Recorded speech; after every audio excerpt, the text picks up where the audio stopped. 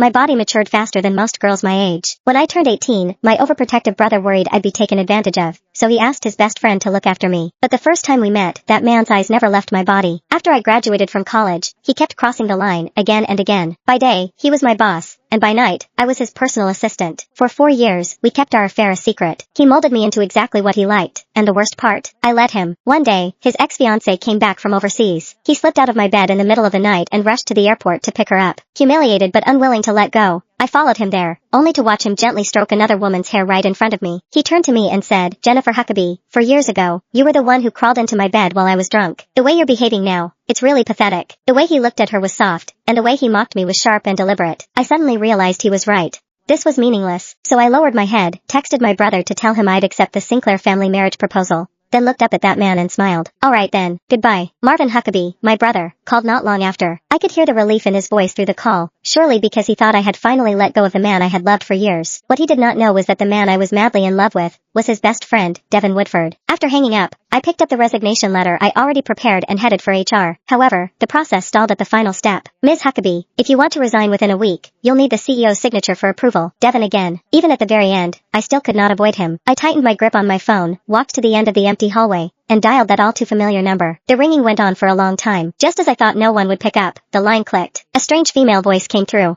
"Hello? Looking for Devin? He's in the shower." In the shower. Those 3 words stabbed my chest like 1,000 poison needles. Nonetheless, my voice stayed calm, almost unnaturally so. "No need, thank you." Before she could say anything else, I hung up. The screen went dark, reflecting my pale face. Less than 2 minutes later, my phone buzzed violently again. I stared at Devin's name on the screen for several seconds before answering. "Did you need something?" His tone was businesslike, cold and detached. Just last night, this same man had been on top of me, whispering my name intimately over and over again. My fingers whitened around the resignation letter. "Mr. Woodford, there's a document that needs your signature before the process can go through." He gave a low hum of acknowledgement, then added, almost as an afterthought, "Oh, right. Stop by later and pack up the rest of your stuff. She's moving in. The apartment in the western suburbs is empty. You can stay there. I promised Marvin I'd take care of you." For years ago, he pulled me into his bed while drunk, tossing me the charity of being his bedmate. For years later, under the excuse of loyalty to his best friend, he was offering me a place to live. His carefully considerate gestures were so absurd, they almost made me laugh. "That won't be necessary, Mr. Woodford," I said, forcing a smile. "I'm an adult. I can take care of myself." Once he signed the resignation form and I finished my last handover, the ridiculous 4 years between us would finally come to an end. Me? I was getting married.